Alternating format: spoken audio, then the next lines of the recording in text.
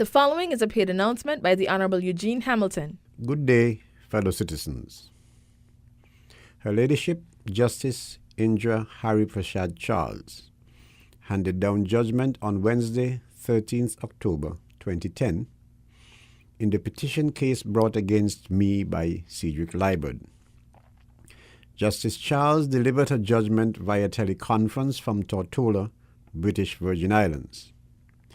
The basis of Cedric Liburd's petition was that I, Eugene Hamilton, was by my own act a citizen of the United States, that I applied for, accepted, and traveled on a passport issued by the government of the United States, that in 2008 and 2009, I traveled several times on passports numbered 0015,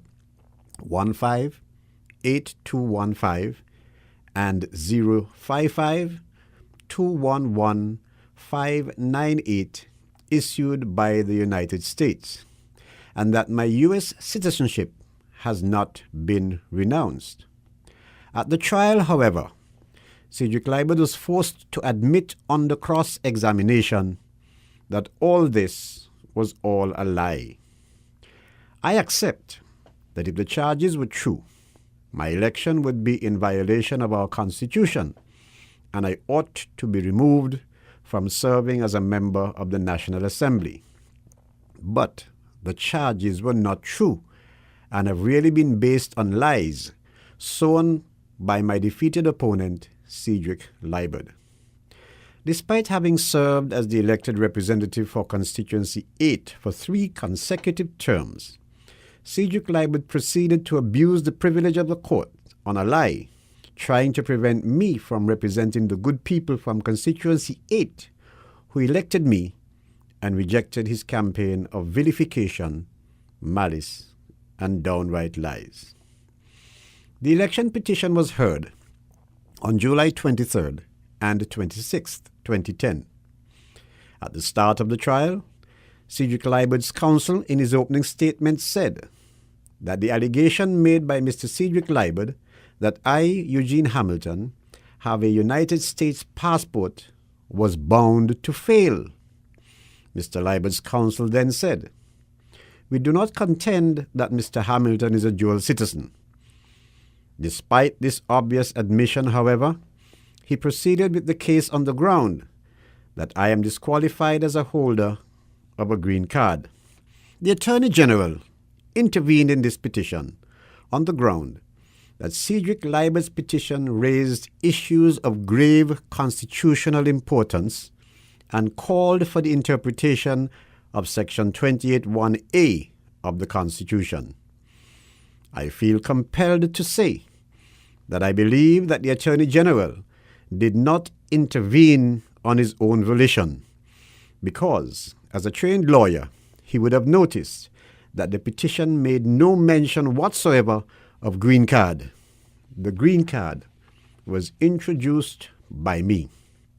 For him, therefore, to intervene on grave constitutional concerns as to whether Section 28(1) refers to green card is very instructive. His intervention, therefore, is a fundamental flaw, considering that the petition had no pleadings about green cards. Perhaps the Attorney General should step back a bit and reflect on the incompetence of the government that he has become a part of. I urge him to pay attention, careful attention to the things that he's called upon to do, and do so with extreme sure-footedness. This intervention means that the taxpayers of this country have been forced to bear the burden of the huge bill of costs paid to the government's lawyers, Dr. Lloyd Barnett of Jamaica and former Attorney General Mr. Delano Bart QC, as well as a New York-based expert witness, Mr. Ted Chiapari, all on account of the same lie by Cedric Liburd. The government's costs also include Senior Crown Counsel Awood Gosai, Crown Counsels Jihan Williams and Leon Charles. Fellow citizens, I do not think that any of us should take this matter lightly. We must demand that the government provide an explanation and provide the full cost of this intervention by a nation already riddled with debt, a nation forced into structural adjustment, a nation forced to send public servants into retirement, a nation devoid of leadership. For my part, I have a question or two for the executive arm of our government. The government that hired and paid a top legal expert on United States immigration law, the New York-based Mr. Ted Chiapari, for an opinion that in the end supported my position, the position enunciated in court by my own expert witness, lawyer Sherfield Bowen, whom I engaged, while the petitioner Cedric Liburd produced no expert witness as ordered by the court. I want to thank my lawyer, Mr. Terence V. Byron, CMG, for putting aside his other important matters and taking on this case at great expense to himself. There are not enough words that I can use to thank Terry for his diligence unsurpassed. And I also want to thank the Honorable Vincent Byron Jr. and Delara McLeod Taylor, who also assisted him. I also want to thank those who helped me along the way and who stood by me unwavering and encouraging and praying for me and with me. I am in your debt. While I expect no different result, and while I am pleased with the decision of her ladyship, I cannot but marvel at the government's decision to spend hundreds of thousands of dollars on this case based on a lie. And I therefore cannot leave this matter without letting you appreciate the historical facts that I contend have been the driving force behind the government's intervention. In 1989, after my success as manager of British American Insurance Company Limited, where I had responsibility for the operations in St. Kitts-Nevis and Anguilla, growing that branch by 300% between 1980 and 1989, I joined the local insurance company, National Caribbean Insurance Company Limited. The experience, training, and expertise that I took with me to National helped National Caribbean Insurance achieve unprecedented premium income growth from $5.1 million in 1989 to $14.2 million in 1995, an increase of $9.1 million in just 6 short years. One of the pillars of that success was a line of business that National began pursuing, that is, comprehensive major medical insurance for individuals and groups. Among the many groups that were sold was one that covered all public servants for doctor's visits, prescription drugs, overseas travel, pap smears, mammograms, surgery, and other major medical expenses, among other things, at no expense to those who work for the government. Such medical programs in the private sector are usually paid for by the employees from their wages. In contrast, public servants receive these benefits free, thanks to Eugene Hamilton, myself, and the Government of the People's Action Movement. The 7-hour operation of Prime Minister Douglas was covered by the same medical insurance that I introduced in 1992. It is my view that other than the abolition of personal income tax by the same PAM-NRP government in 1980, the introduction of comprehensive medical insurance is the single most important decision made by the government benefiting public servants, from the drain sweeper to the Prime Minister.